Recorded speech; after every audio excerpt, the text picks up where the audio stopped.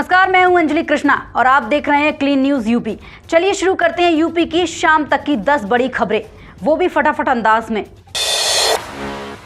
देवरिया विधायक शलभ मणि और सीएम योगी को मजार विवाद पर मिली जानलेवा धमकी, साइबर सेल जांच में जुटी। देवरिया के सदर विधायक डॉक्टर शलभ मणि त्रिपाठी और मुख्यमंत्री योगी आदित्यनाथ को मजार विवाद को लेकर गोली मारने की धमकी मिली है। मत्स्यराज नाम की आईडी से आए ईमेल और सोशल मीडिया पोस्ट में लिखा गया कि योगी का हाल पूरा इंडिया देखेगा। दरअसल विधायक ने गोरखपुर रोड स्थित रेलवे ओवरब्रिज के नीचे बने मजार पर अवैध कब्जे की शिकायत मुख्यमंत्री से की थी। मामला वायरल होते ही पुलिस और साइबर सेल सक्रिय हो गई है। समर्थकों में आक्रोश है और सुरक्षा बढ़ा दी गई है। अखिलेश यादव की पीडीए राजनीति पर ओपी राजभर का वार, पिछड़ों दलितों के शोषण का लगाया गंभीर आरोप। योगी सरकार के कैबिनेट मंत्री ओम प्रकाश राजभर ने समाजवादी पार्टी प्रमुख अखिलेश यादव पर जोरदार हमला बोला है। राजभर ने आरोप लगाया है कि अखिलेश की राजनीति हमेशा से पिछड़ों और दलितों के शोषण पर आधारित रही है। उन्होंने कहा कि सपा सरकार के गैर कानूनी कामों की वजह से गायत्री प्रजापति और रमाकांत यादव जैसे नेता जेल में हैं, जबकि अखिलेश बच जाते हैं। राजभर ने आरोप लगाया कि कारनामे अखिलेश करते हैं और सजा पीडीए समाज के नेताओं को भुगतनी पड़ती है। उन्होंने सपा मंच से कुम्हार का चाक हटाने को भी गंभीर बताया। यूपी भाजपा में अंदरूनी कलह तेज, चुनाव से पहले बढ़ती खेमेबाजी से विपक्षी दलों को मिल रहा सियासी फायदा। विधानसभा चुनाव से पहले यूपी भाजपा अंतरकलह से जूझ रही है। पूर्व से पश्चिम तक पार्टी में टकराव और खेमेबाजी देखने को मिल रही है। कहीं संगठन के भीतर मतभेद है तो कहीं जनप्रतिनिधि आपस में भिड़ रहे हैं। 2024 लोकसभा चुनाव के बाद यह विवाद और बड़ा है, जिससे पार्टी की छवि पर असर पड़ रहा है। विपक्ष दल इस कलह का भरपूर मजा ले रहे हैं और भाजपा को घेरने में जुट गए हैं। राजनीति जानकारों के मुताबिक यह स्थिति भाजपा के भविष्य के लिए शुभ संकेत नहीं है। योगी सरकार का करप्शन पर बड़ा प्रहार, जल निगम के एई बर्खास्त, 33.45 लाख रुपए की वसूली के आदेश। योगी सरकार ने भ्रष्टाचार के खिलाफ सख्त कदम उठाते हुए बलिया जिले के जल निगम सहायक अभियंता अंकुर श्रीवास्तव को बर्खास्त कर दिया है। जांच में पाया गया कि उन्होंने ठेकेदारों से मिलीभगत कर बिना अनुमति 7 फर्मों को सामग्री वितरित की, जिससे विभाग को भारी नुकसान हुआ है। सरकार ने उन पर 33,45,266 रुपए की वसूली का आदेश भी जारी किया है। विभागीय अधिकारियों का कहना है कि इस तरह की अनियमितताओं को किसी भी हाल में बर्दाश्त नहीं किया जाएगा और भविष्य में भी कठोर कार्रवाई जारी रहेगी। यूपी पुलिस एसआई भर्ती में बड़ा बदलाव, बिना डिग्री केवल मार्कशीट से भी कर सकेंगे अभ्यर्थी आवेदन। उत्तर प्रदेश पुलिस में 4,543 पदों पर सब इंस्पेक्टर भर्ती के लिए आवेदन प्रक्रिया जारी है। उम्मीदवारों को अब बड़ी राहत मिली है, क्योंकि भर्ती बोर्ड ने नियम बदलते हुए डिग्री अपलोड करना अनिवार्य नहीं रखा है। अब केवल स्नातक की मार्कशीट के आधार पर भी आवेदन किया जा सकेगा। पहले डिग्री और मार्कशीट दोनों जरूरी थे, जिससे कई अभ्यर्थी परेशान थे।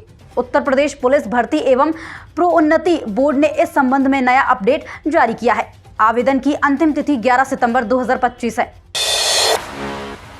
यूपी में आवारा कुत्तों पर सख्ती, शाहजहांपुर, फिरोजाबाद और वाराणसी में बनेंगे नए animal birth control centre. Supreme court के आदेश के बाद यूपी सरकार आवारा कुत्तों की समस्या से निपटने के लिए सक्रिय हो गई है। प्रदेश में चल रहे 15 एबीसी केंद्रों के अलावा अब शाहजहांपुर, फिरोजाबाद और वाराणसी में भी एनिमल बर्थ कंट्रोल सेंटर खोले जाएंगे। यहां कुत्तों की नसबंदी और टीकाकरण किया जाएगा।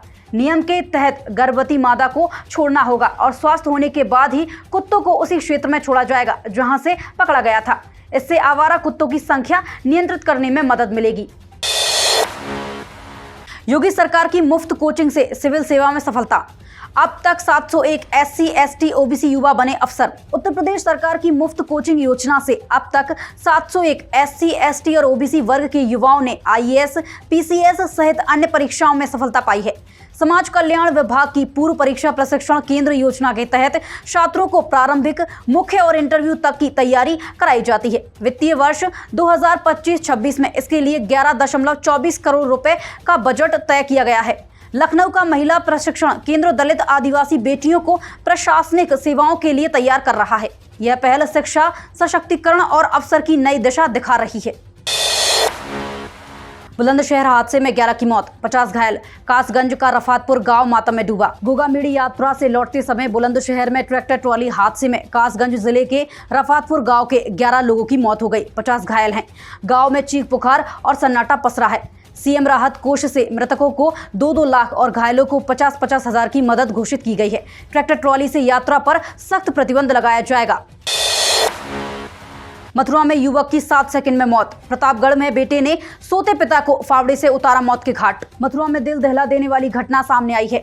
34 वर्षीय कार ड्राइवर सुभाष गेट से बाहर निकलते ही अचानक लड़खड़ाकर गिरा और महज 7 सेकंड में उसकी मौत हो गई। पूरी घटना सीसीटीवी कैमरे में कैद हुई। वहीं प्रतापगढ़ के कुंडा क्षेत्र में रिश्तों को शर्मसार करने वाला मामला हुआ है। यहाँ छोटे बेटे सिद्धार्थ ने सोते हुए पिता विनोद मिश्रा पर फावड़े से हमला कर उनकी जान ले ली। पुलिस ने आरोपी बेटे को हिरासत में ले लिया है और मामले की जांच शुरू कर दी है। यूपी में अगले 2 दिन भारी बारिश का अलर्ट। कानपुर समेत 41 जिलों में मौसम विभाग ने दी चेतावनी। उत्तर प्रदेश में बारिश का सिलसिला जारी है। मौसम विभाग ने अगले 2 दिनों के लिए अलर्ट जारी किया है। पूर्वी और पश्चिमी यूपी के 41 जिलों में गरज चमक के साथ बारिश की संभावना जताई गई है। राजधानी लखनऊ समेत गोरखपुर, प्रयागराज, कानपुर, मेरठ और मथुरा जैसे जिलों में झमाझम बारिश हो सकती है। वहीं कानपुर में पिछले 24 घंटे में 24.8 मिलीमीटर बारिश दर्ज की गई है। आज का अधिकतम तापमान 29.4 और न्यूनतम 24 डिग्री सेल्सियस का अनुमान है। तो ये थी यूपी की 10 बड़ी खबरें साफ और सटीक अंदाज में, सिर्फ क्लीन न्यूज यूपी पर। ऐसी जरूरी और भरोसेमंद खबरों के लिए चैनल को सब्सक्राइब करें और वीडियो अच्छा लगे तो लाइक और शेयर जरूर करें। शुक्रिया।